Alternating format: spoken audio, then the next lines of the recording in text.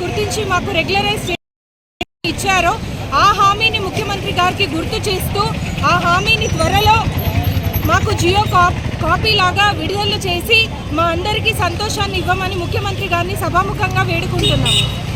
ఒక ప్రభుత్వ ఉద్యోగి పొందే ప్రతి లబ్ధి మాకు ఇస్తూ ప్రభుత్వ ఉద్యోగులుగా మమ్మల్ని గుర్తించి మాకు రెగ్యులరైజ్ చేయవలసిందిగా కోరుతున్నాము. నా పేరు దీప్తి, నేను ఎంఐఎస్ కోఆర్డినేటర్ కొత్తపల్లి మండల్. 14 సంవత్సరాల నుండి ఈ విధులు నిర్వహిస్తున్నాను విద్యాశాఖలో. ఈరోజు మా సమగ్ర శిక్ష ఉద్యోగుల సమ్మె 4వ రోజుకు వచ్చిందండి.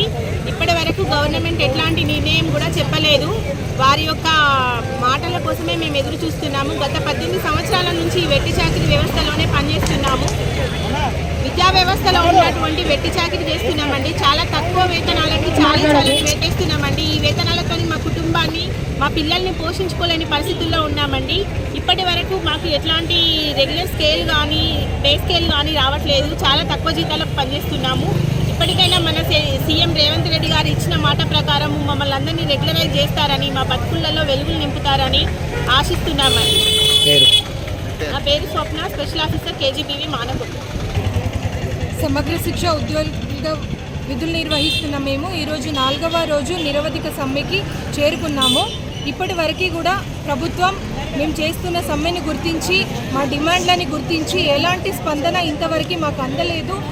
మా డిమాండ్లని, మా ప్రధానమైన మా న్యాయమైన డిమాండ్లని ప్రభుత్వం గుర్తించి వాటిని నెరవేర్చి మాకు జియో కాపీ ఇచ్చే వరకు కూడా ఈ నిరవధిక సమ్మె అనేది మేము కొనసాగిస్తామని గౌరవ ముఖ్యమంత్రి గారికి సభాముఖంగా తెలియజేస్తున్నాము.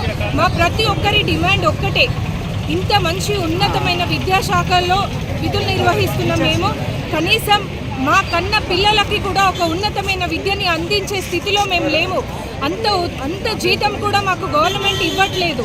ఒక జీతమే కాదు, ఇంత మంచి శాఖలో విధులు నిర్వహిస్తున్న మాకు ఎలాంటి ఒక లబ్ధి కూడా మేము ఇంతవరకు